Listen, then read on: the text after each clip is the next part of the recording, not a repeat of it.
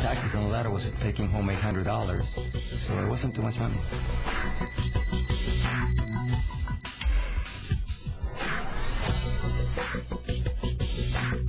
Well, I used to be a dental hygienist up in Canada, and I hated that job. You know, I cleaning other people's dirty teeth all day.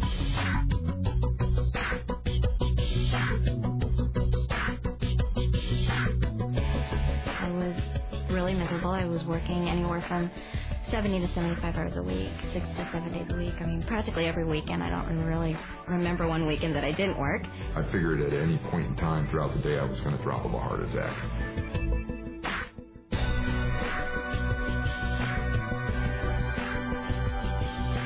I couldn't just quit what I was doing and stay home with my son as I wanted to. Literally, someone else was raising our child. And, it wasn't with our principles and our morals, and, that's no way to raise children.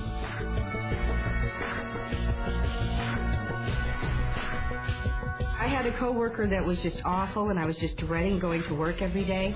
The place I was living, I'm telling you, it was a shoebox. I was managing a store.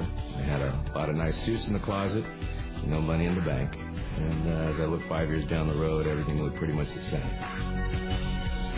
We got to a point where I just said, there's got to be a better way.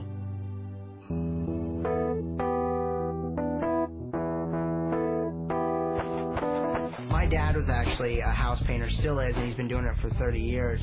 And I saw the road that he had been down, and I knew that I didn't want to be there, and I knew I didn't want to be doing that manual labor. I wanted to have something where I could use my mind and be excited about it. When we retired, our combined retirement Social Security income was about $28,000 a year. That just gets you by. I was waiting tables at Red Lobster. I had just failed out of college, and I was so broke, I was literally riding a bicycle to and from my job. And I really got depressed when I would walk into a business, because I did business to business. I was in outside sales. And they'd say, "Frank, the beeper guy's here." So when they started calling me the beeper guy, I realized I was in the wrong career. I don't want to be that anymore. But you'd have to get all excited about it, and I wasn't excited about it. I was a wholesale furniture agent, which was great money, and but like I said, if I stopped selling, there was no income coming in. So essentially I was chained to the business. I had gone to law school, but for years I'd been a musician, and I thought, you can always be a lawyer. I want to be a rock and roll star. But the music business is nuts. It goes up and down. If I couldn't find a new tour, I'd be bartending and waiting tables and hoping that nobody would recognize me.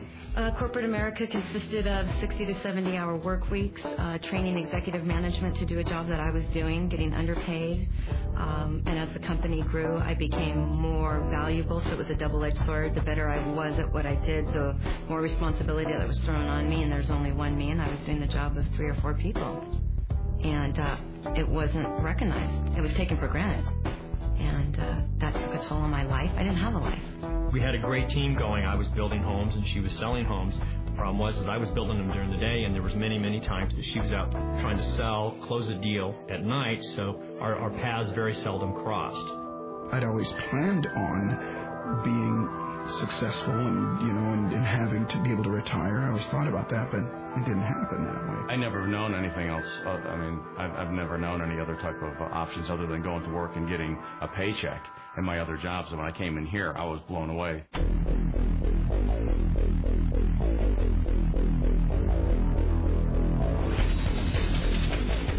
Cowabunga.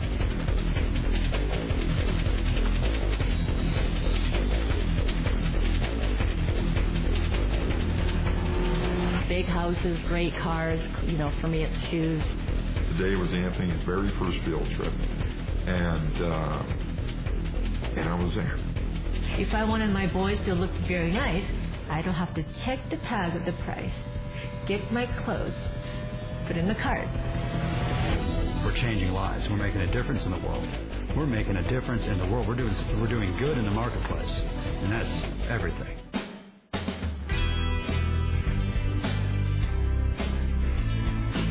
A lot of ways to make money, but in not many ways you can really be proud about the way that you make money and affect so many people in such a positive way. When I got started, I was definitely looking to make money.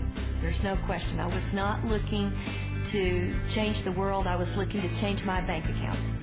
You know, my first 3 days in the company, I earned about $300, mainly from retail. It was really exciting. It validated that you could actually make money. I remember my very first month I made $1,000, and that was a lot of money. About a year and a half into the business, still part-time, was making $2,500 a month. First month, $2,100. $21. On average, we make anywhere between $1,500 to $2,500 in profit a month. In the first month, I made $300. I was very excited. Then $800 the second month. Then $2,700 the third month. And then I decided to quit my job. First month in business without having a clue. Literally, our mentor said, do A, B, and C. And being a very willing student, I said, okay, A, B, and C. And first month, it was unbelievable. Actually, our income was $1,500. Personally, best month in the business was $2,800. Did exactly what they told me to do, and actually, the very first month made a profit of $700. And the second month, we made $1,400.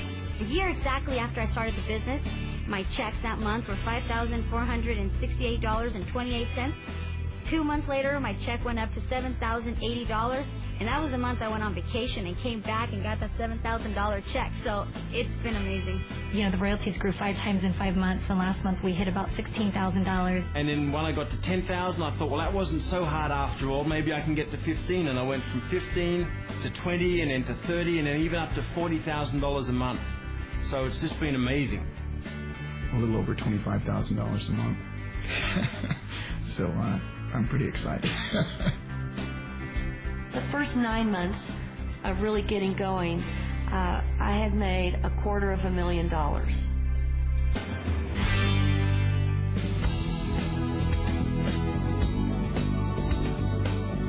Everything already is really in place. We teach people exactly what to do, step by step.